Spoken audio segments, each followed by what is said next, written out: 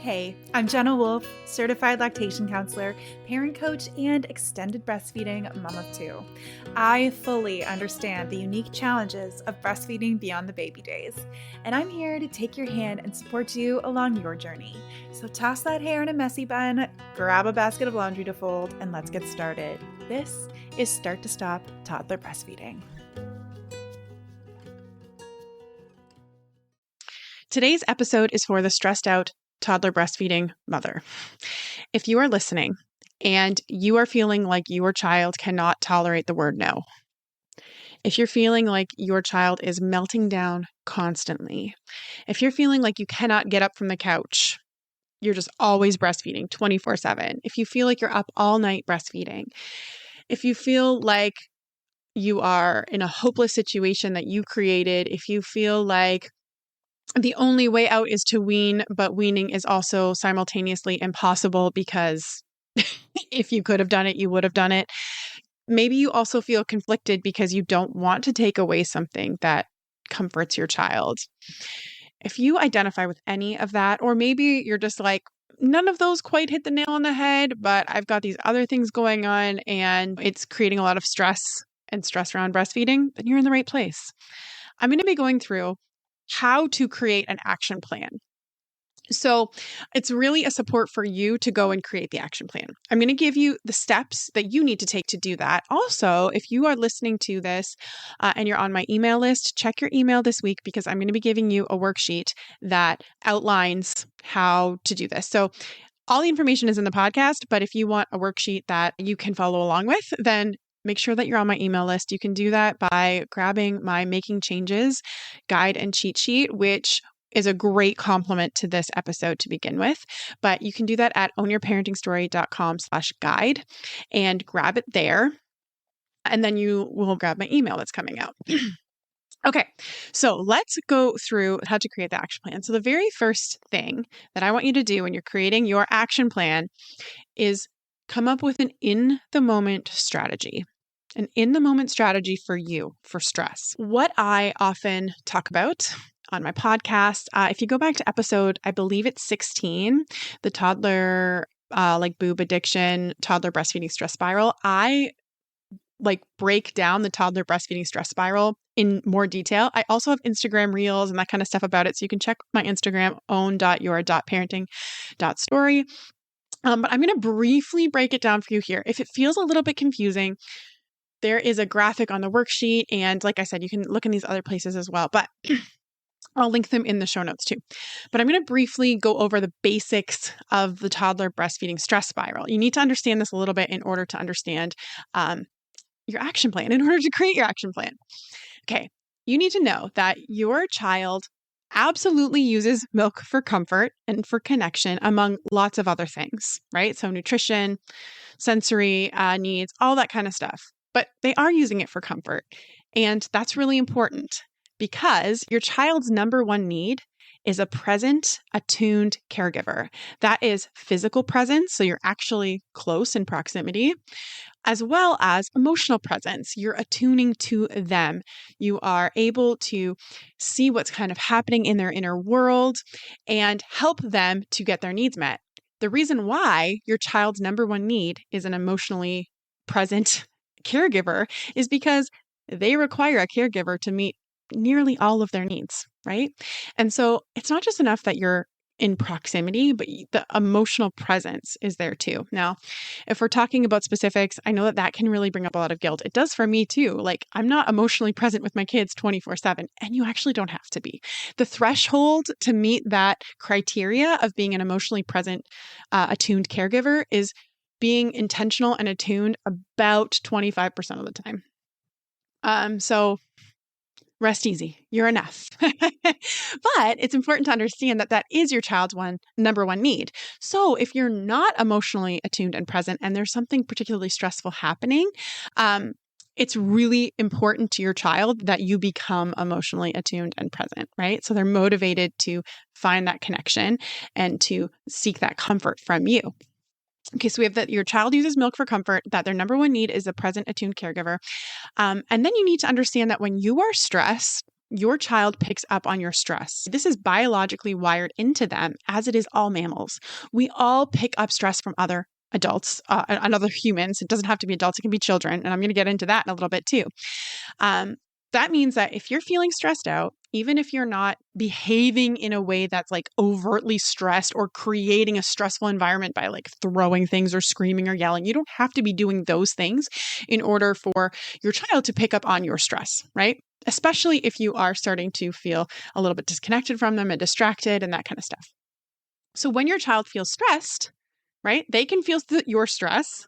So they're going to breastfeed in order to bring you close to them, in order to help soothe the stress that they're experiencing, right? The trouble is that when breastfeeding is a source of stress for you, the fact that they are breastfeeding, which is their way of relieving their stress, becomes stressful. And it kind of creates this push-pull, and then you have this spiral happening where because they're breastfeeding, you're feeling stressed. Because you're feeling stressed, they're breastfeeding, and around and around and around we go.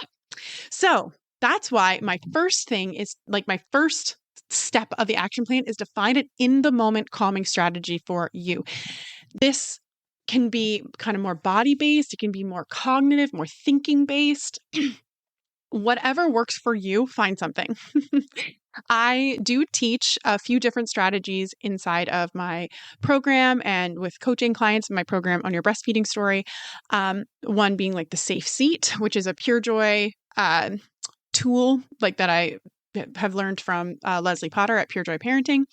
But there are other ones, even as simple as taking deep breaths. Now, if you're going to take some deep breaths to kind of siphon off some stress, you want to ideally be breathing out for longer than you're breathing in. So that means take a deep breath in through your nose and then a steady, slow, long out breath through your mouth. You can imagine that you're blowing bubbles out. And you maybe want to do that like 3 or 4 times in a row. So deep breathing is an option. There is also things like EFT tapping can be really effective. Getting a drink of water, finding a snack, sometimes even going outside or looking out a window at a tree. All of those can be very calming, grounding options for you to relieve some of your stress. You can do things as well like self-compassion, talking to yourself as if you were talking to a friend, right? So if a friend was in the same situation that you were with the stressors that you have, how would you talk to them? With kindness, right? With love. It makes sense. Of course, this is happening. Of course, you're feeling super stressed out. It's been a hard day, right? You're not alone in this. You're not the only person to have experienced this, right? So talk to yourself in that way. I share a little bit more about kind of meeting your needs and navigating that in the behind the scenes episode 1, survival mode motherhood, which I think aired back in January. So you can scroll back a little bit on the podcast and find that there too, if you're interested in that a little bit more. And I'm sure I talk about it in other episodes as well. Okay. So you need your fast in the moment strategy, something quick, deep breaths, drink of water, get outside, right? Self-compassion.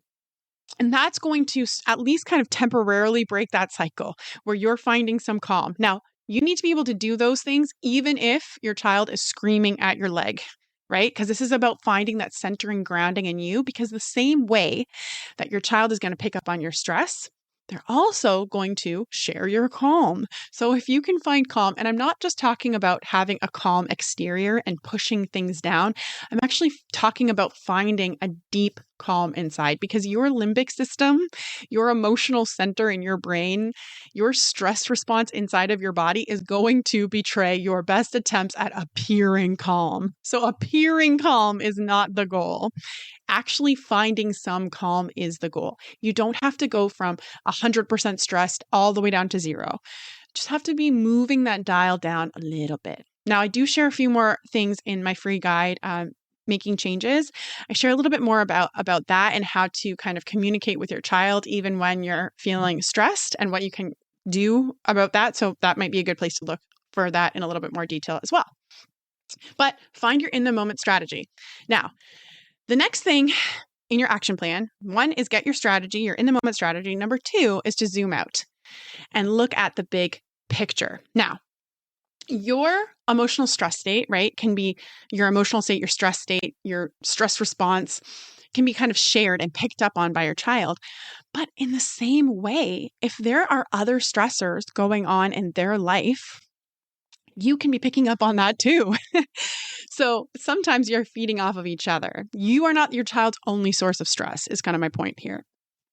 It's important also to understand that every single human being, the way that they interpret the world around them, their perception of internal things and external things, like can even be neutral things, right, is unique to them, every human.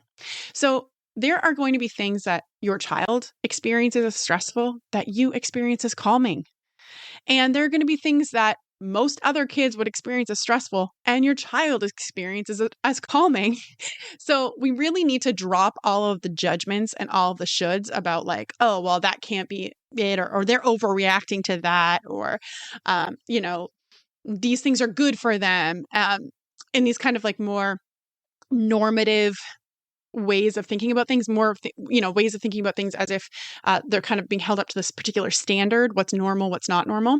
We're talking about your individual, unique child here. So this is when you can sit down with a journal, and if you've gotten the worksheet, you can grab the worksheet. If not, just listen through and write some of these things down. You're going to consider what stressors your child might be experiencing on a minute by minute, hour by hour, daily, like day-to-day, weekly basis, and what might be contributing to them experiencing stress that is coming out as more frequent breastfeeding, as meltdowns, as poor sleep, because all of the stressors that I'm going to talk about can be adding up to all of those things. So you want to consider environmental things. And by environment, I mean things outside of your child's body. So the five senses, and I don't mean their five senses particularly, but the things that they are perceiving through their five senses. So sound, taste, touch, sight, smell. Things could either be too much or too little. So they might really love to have like loud music or background noise on. They might love music playing. Loud music could be quiet music. It could be birds chirping, white noise, that kind of stuff. Or they might not. It might be too much. And so you can kind of see if there's particularly certain times of the day that they're acting up more, breastfeeding more, that kind of stuff. What are the stressors leading up to that? And then, of course, these things can be cumulative over time. So it doesn't always have to be tied exactly to that moment. It could be earlier in the day that's coming out later too. These stressors kind of like add up over time. It's like a bucket that's kind of filling up, and then it can kind of hit that threshold of too much. So consider things in their environment. Brightness, right? Like visual stimuli, right? We all are familiar with kind of that feeling overstimulated. That can happen to our child. So check that out. Other people's stress. So sometimes our kids are around other caregivers who are stressed out themselves. And that can be contributing to your child's sense of stress too. Just like we pick up that and they pick it up from us, they can pick it up from other people. So consider that. Routine and predictability. Now, routine and predictability can be very calming and soothing and helpful for a lot of people. And there's also a line where those things become too much. They can become stressful, right? There's too much predictability, or maybe there's too many things in that routine. It's too rigid. They need more flexibility. So consider that. What is their routine like? So we have the five senses, you have other people's stress, routine and predictability. And then the next thing I would encourage you to consider is the demands that are on your child, or like kind of lack of autonomy. Maybe there are things that they're not quite ready for yet, or are just too stressful. They're coming on too harshly, like too much, right? So can consider things like potty training, daycare. There is also things like, another sibling. Those kinds of situations can be there as well. Right now, you're just exploring. So while I'm going through these things, the five senses, other people's stress, routine, predictability, right? Too rigid, too flexible, that kind of stuff. Demands, jot down some things that you think out of those categories could be stressful for your child. And you might need to take a little bit of time. You could write it right now, but you can also just be aware of these things for the next day or two. And then, when something pops up, you're like, my child kind of responded oddly to that. Or I'm noticing that they look like they're kind of stressed out in this environment. I hadn't considered that before. So jot down what those environments are, what those specific stressors are for your child. and go through that. Then there are the inside things, and as well, consider these things in your day to day. But there's those external, and then there are inside things. So thirst, tiredness, hunger, movement, rest. All of those things can also be stressors. They're just coming from inside of your child's body. So are they not drinking enough water? Right. And again, this can be tricky when we're talking about breastfeeding toddlers because they are getting a lot of, or they may be getting a lot of hydration through breast milk. And that's okay. And that's good. And that's beautiful. They don't have to be drinking water instead of breast milk. But maybe when they're apart from you, or maybe when you're busy, they're not drinking a lot of water. And so they come home and they're really, really thirsty. And that's contributing to the stress. Not just to contributing to the breastfeeding for hydration, but it can also be contributing to their stress. So it doesn't mean that you need to force water on them, but maybe they need a little bit more options provided to them for water, as an example. But there is also food movement, right? Maybe they need to move their bodies more, or maybe they need more rest. So consider those things, jot down any specifics that come to mind. And then your next step, drum roll, is nearly those same stressors, but for you. Right? We're talking about stress, and it's a relationship dynamic, right? The toddler breastfeeding stress spiral, both of your stress can impact and kick off that spiral. So again, these things can be unique to you. So don't judge them, right? It's okay if you experience things as stressful that other people experience as calming. It's okay if you experience things as calming that other people experience as stressful. So you're going to go through those same things. And again, write down specifics that might be coming up for you. So senses, are there things that are too much or too little in your environment? Do you need more light in your home, less light in your home, right? More noise. Sometimes I just need to turn that music on. I love having music playing in my house. Sometimes I need to turn it off. So consider that for you. Other people's stress. Are there people and situations in your life that you maybe need to take a little bit of a step back from? Or maybe certain conversations with certain people that you need to say, hey, I'm not going to talk about this thing right now. Consider that. Consider that for yourself. The next thing would be routine and predictability. Do you need a little bit more structure in your day-to-day? Are there a few things that you could do to create that structure? Or do you need a little less? Is this too demanding? Is it too many things going on? Also consider the demands that you have in your life. Are there some things that you need to take off your plate? That kind of plays into the routine and predictability, but it can also just be do you have too much going on? Are there too many things that you are putting on yourself, or perhaps other people are putting on you that you need to say, hey, I'm only human. I need to take a break from these things. So take those things off of your plate, and then consider the inside stuff. So again, same things with the thirst and hunger and movement and rest, but also consider, do you need a little time alone? I know it's really hard with a toddler, but try not to judge how you can get that yet. Just, is that something that you feel like is stressful for you? You're not getting enough time alone. Maybe you need some time with friends, or maybe more time with your partner. And consider decisions that you're making, right? This is kind of like the internal brain stuff going on with the demands and the things that you have on your plate. But instead of it being external things or things you have to do, the thinking, the decision making that you're having, maybe it's stress around your child not being potty trained yet, starting daycare, all of those things. And at this point, we're not even considering how we're going to address those. Just admit to yourself if those are contributing factors or not, and the specifics around them.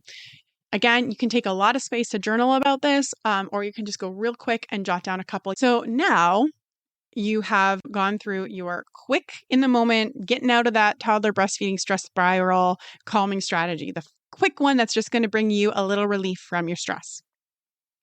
Then you have gone through the stressors for your child and the stressors for yourself, and you've identified some specific ones in your life. Okay, now I want you to go back through and circle or highlight the ones that feel the most stressful for you and your child, for each of you. When you're looking at the list, you're like, yeah, that's probably a big one.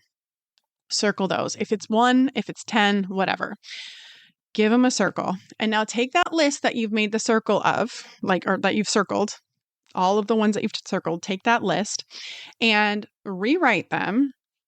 And beside each of them, write 1 to 3 things that you can do to relieve that stressor.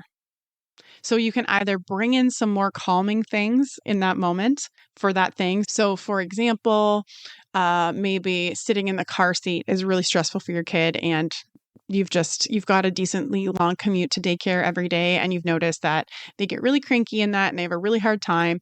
Maybe there's something you can bring in that's calming while they're sitting in that car seat, as an example. Or maybe there's ways that you can eliminate those stressors. So what are some options for that? So for each one of the stressors that you've identified as important or likely contributing a lot, pick and write down 1 to 3 ideas for how to reduce or add in something calming. So reduce the stressor or add in something calming. Okay, so you've gone through, you created your list for your child, created a list yourself, you've selected the ones that are the most relevant for you, and then you've created 1 to 3 ideas for each of them. Now, I want you to look back at that list of ideas. And as you're looking at it, pick one idea that feels the most doable, the most comfortable, the easiest, the one that you look at and you're like, okay, I think I might be able to do that. One of them, not one for each, just one for the whole list. That includes the stressors for you and the stressors for your child. And try that thing for 3 days. Give it a go. Don't just try it for like a moment, but really just rest on that one thing. And when the temptation comes up to do more or to change more things, pause and remind yourself that you're focusing on this one thing. You'll get to the rest if need be. And after 3 days of trying it, check in with yourself. How is it going? Is it not going well? Do you need to try a different idea? Or is it's going well, but you need a little more relief? You need a little more relief, so you're going to try one more thing and then try that thing for 3 days. So that is your action plan. That is how to create your action plan, I should say.